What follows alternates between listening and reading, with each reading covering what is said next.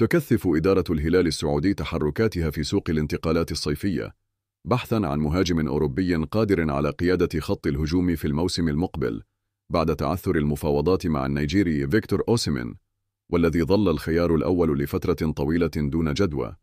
وفي ظل تعقد صفقة نجم نابولي، برز اسم جديد على طاولة الهلال، حيث دخل الإنجليزي أولي واتكنز مهاجم أستون فيلا دائرة اهتمام النادي، بعد أن فتح الهلاليون باب الاستفسار حول موقفه من الاستمرار مع ناديه الإنجليزي، وسط تباين في الآراء حول مدى ملائمته لطموحات الزعيم. ورغم أن اسم واتكنز لا يحظى بالزخم الإعلامي الذي يرافق بعض الأسماء الأخرى، إلا أن ما قدمه في الموسم الأخير بالدوري الإنجليزي يجعله خياراً جاداً، حيث أنهى الموسم ب43 مساهمة تهديفية بواقع 19 هدفاً و15 تمريرة حاسمة، ليصبح اللاعب الأكثر تأثيراً تهديفياً في البريمير ليج خلال موسم 2023 إلى 2024.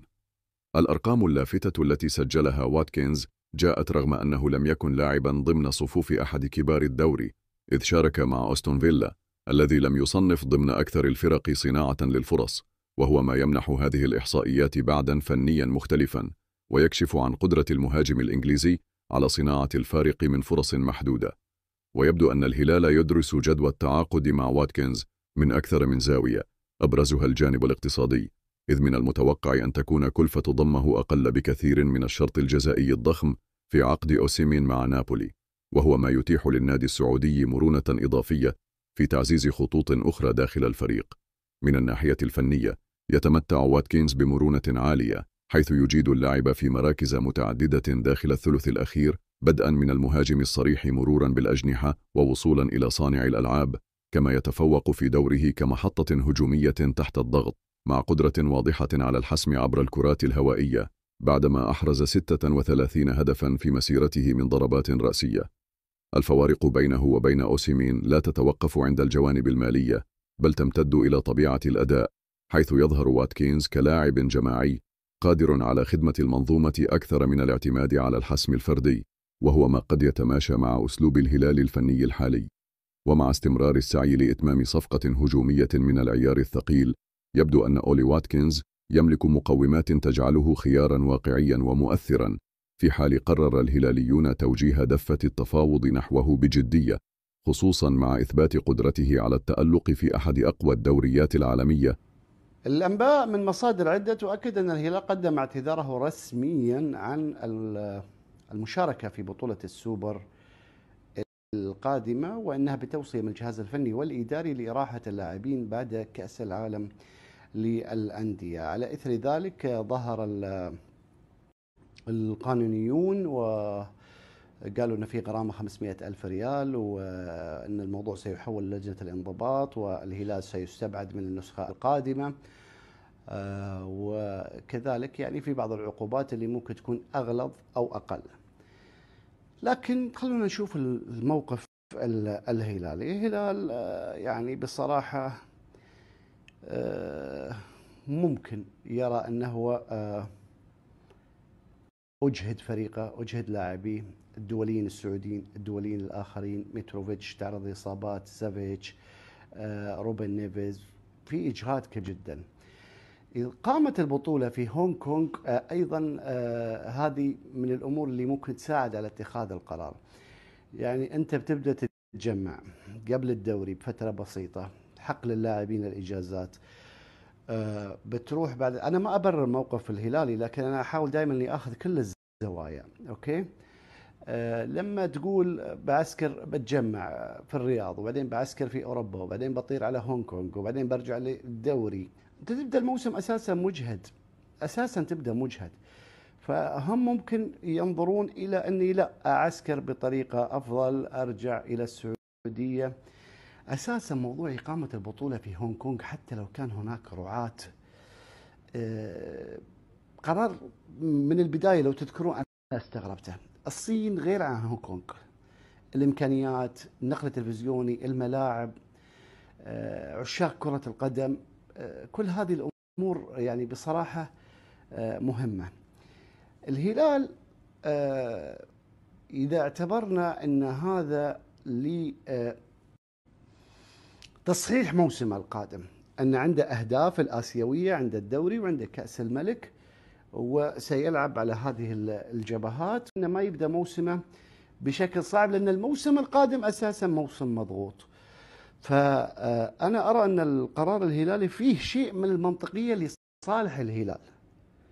طبعا البعض اللي بيقول لك الهلال خايف، خلونا من كلام المتعصبين. الهلال ما ينسحب من بطولة، وإذا بتقول لي انسحب في الآسيوية كانت ظروف قاهرة، وتعرفون عدد اللاعبين اللي أصابوا بالإنفلونزا وكانوا حاضرين، والله لا يعيدها من أيام استثنائية. فأيضا اللي ساعد على اتخاذ هذا القرار أيضا دكة بدلاء الهلال اللي ما تقارن بالفريق الأساسي، هذه أيضا من المشاكل. فأكيد غياب الهلال من شأنه أن يقلل من حجم البطولة، جماهيريته عالية، إعلامه كبير. اللي أقدر أقوله أن الهلاليين نظروا إلى مصلحتهم ولمصلحة موسم قادم، ولم يجاملوا في هذا الشيء، ومستعدين لتلقي العقوبات وما ستسفر عليه عنه قرارات لجنة الانضباط.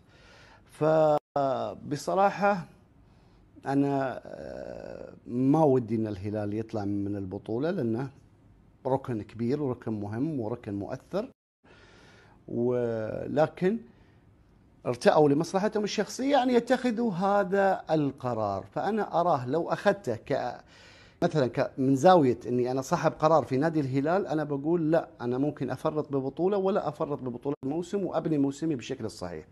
الأجندة السعودية لازم تحتاج إلى مراجعة، بداية المسابقة تحتاج إلى مراجعة، جدولة الدوري تحتاج إلى مراجعة، اللجان تحتاج إلى مراجعة. ماذا لو أقيمت البطولة في أبها؟ ماذا؟ لأنهم ما أعلنوا كم القيمة أو الاستثمارات اللي صارت، لكن لو أقيمت في أبها، أجواء جميلة، درجة حرارة مميز، ترى الجو استوائي فوق، وجمهورك بيحضر وهم أحاق بأنهم لكن هل سيحضر جمهور النصر؟ هل سيحضر جمهور الاتحاد؟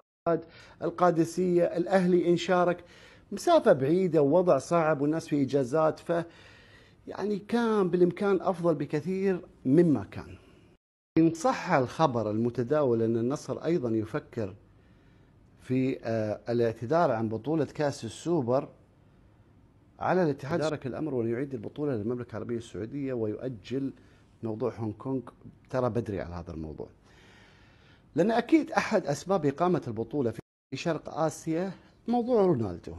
فإذا النصر كان يعني ممكن أنه ينسحب من البطولة، فمن الأفضل أن البطولة تلعب في السعودية، وحتى إذا تبغون الصدق من الأفضل أنها تؤجل إلى يناير، تقام بطولة السوبر في يناير وياما أقيمت.